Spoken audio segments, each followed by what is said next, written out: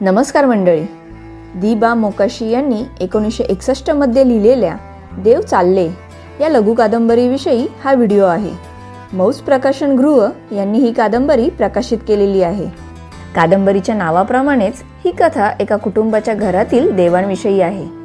4 भावंडांच्या मूळ गावातल्या घरातील 300 वर्षांपूर्वीचा देव नरहरी याला शहरात घेऊन जाणार असतात. कामधंद्यासाठी या भावंडांचं गाव सुटतं. त्यानंतर गावातच राहिलेली त्यांची चुलती देवाचं सगळं करत असते, पण वयोमानामुळे तिला हे सर्व करायला जमत नसतं. म्हणून घरातला मोठा मुलगा देवांना त्याच्याकडे शहरात घेऊन जाण्याचा निर्णय घेतो आणि त्यानिमित्ताने 4ही भाऊ एकत्र जमतात. लहानपणीच्या आठवणी निघतात, पण त्या थोड्याफार आठवणींशिवाय त्यांच्याकडे बोलायला काहीच नसतं. पोटासाठी गाव सुटल्यानंतरची अनेक वर्ष त्यांनी वेगवेगळी काढलेली असतात. आर्थिक परिस्थिती वेगळी, कुटुंब वेगळी, हे सगळं विस्ताराने या पुस्तकात येतच.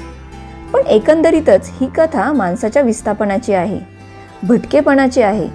नोकरीसाठी, जगण्यासाठी नव्या ठिकाणी जाणारा माणूस आपल्यासोबत भूतकाळ घेऊन जातो.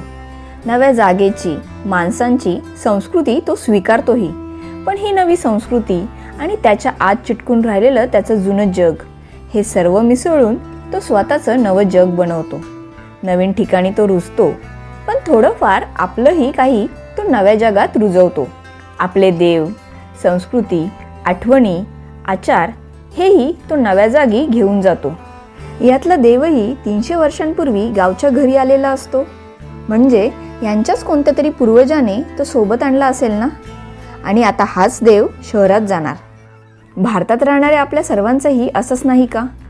उत्तरेकडून दक्षिणेकडे पसरत गेलेल्या शैली, प्रार्थना पद्धती, दैवत तिथल्या आधीच्या दैवतांसोबत, संस्कृतीसोबत मिसळत गेली.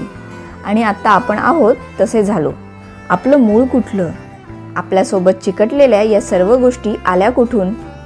आपली संस्कृती म्हणजे नेमकी कुठली?